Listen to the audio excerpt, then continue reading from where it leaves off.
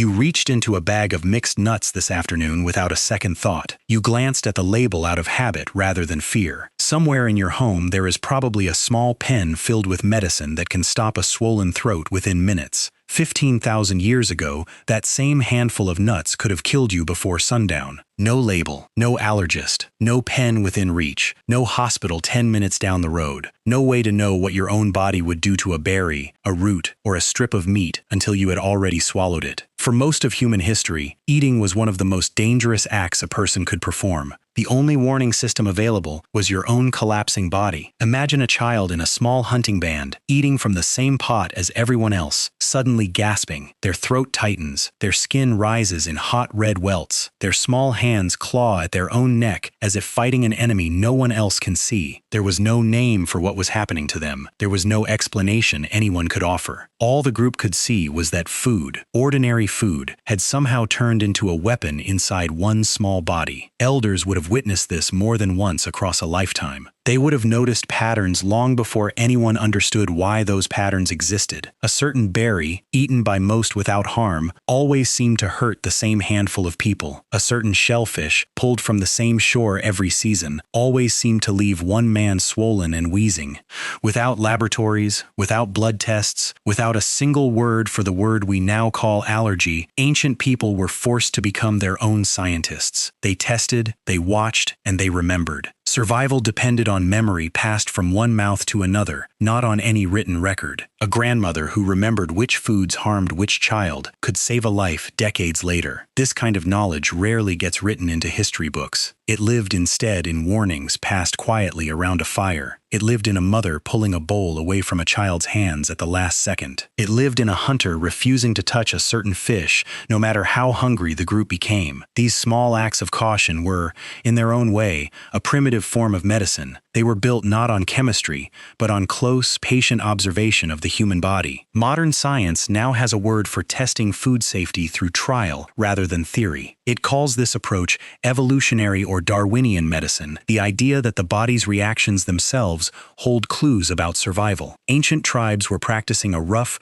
brutal version of this long before anyone gave it a name. If a food caused illness once, it was treated with suspicion from that point forward. If it caused illness in more than one person, it might be avoided by the whole group entirely. This was not superstition dressed up as caution. It was applied biology, learned the hardest way possible, one reaction at a time. To understand why these reactions happened at all, we have to go back even further than the tribes themselves. The human immune system did not evolve in a clean, sterile world. It evolved surrounded by parasites, dirt, rotting food, and constant low-level infection. For hundreds of thousands of years, the immune system had a very specific job to do. It had to fight off intestinal worms and other parasites almost constantly, from childhood until death. Many researchers now believe this constant parasitic pressure kept a certain part of the immune system busy and, in a strange way, occupied. The same immune pathways that respond to parasites are the ones that overreact in modern allergies. When the enemy those pathways were built to fight almost disappeared from daily life, something unexpected happened. The immune system, no longer occupied with worms and parasites, began treating harmless things as threats instead. Pollen, dust, peanuts, and shellfish became the new targets of a defense system built for a very different war. This idea has come to be known as the hygiene hypothesis, and it reframes the entire allergy epidemic in a new light. It suggests that modern allergies are not a sign of a stronger, cleaner body. They may be a sign of an immune system that has lost its original enemy and turned on the wrong target instead. Ancient humans, covered in dirt, sharing food with unwashed hands, living beside animals, were almost never free of parasites. Their immune systems were, in effect, constantly trained and constantly distracted. This does not mean ancient people never experienced allergic reactions at all. Some clearly did,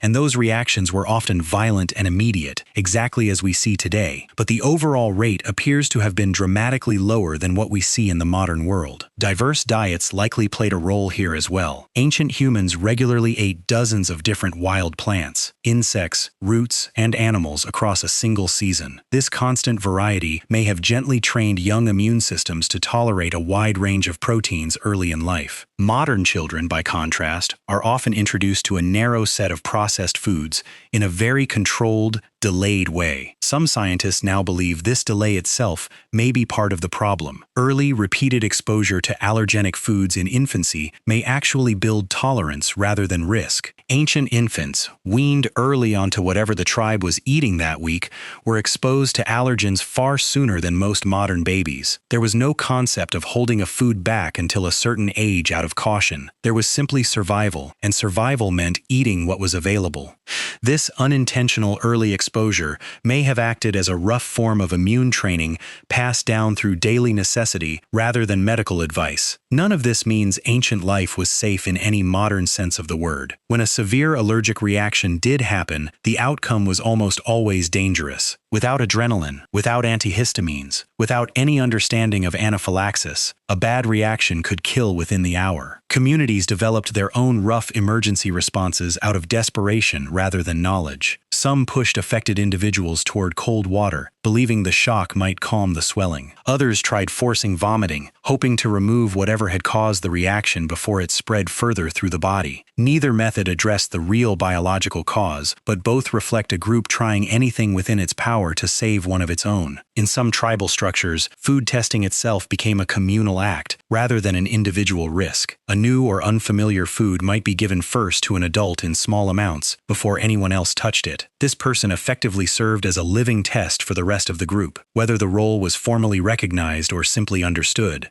If they showed no reaction after some time, the food was considered safe enough to share more widely. If they became ill, the food was avoided by everyone from that point on. This practice mirrors, in a rough and human way, the earliest form of toxicology the species ever developed. It was slow, it was risky, and it relied entirely on the willingness of one person to absorb danger on behalf of many. Over generations, this kind of trial and memory built up an unwritten map of dangerous foods specific to each region. A tribe near the coast would carry deep knowledge of dangerous shellfish that an inland tribe might never encounter. A forest-dwelling group would know exactly which berries looked identical to safe ones, but carried a hidden, painful cost. This knowledge was never universal because the dangers themselves were never universal. Every environment produced its own quiet library of foods to fear, held together only by shared experience and memory. When agriculture eventually spread across much of the world, diets began to narrow significantly. Instead of dozens of wild foods, communities increasingly relied on a small handful of cultivated crops. Wheat, barley, and a few key grains began to dominate meals that had once been far more varied. Some researchers argue this narrowing of diet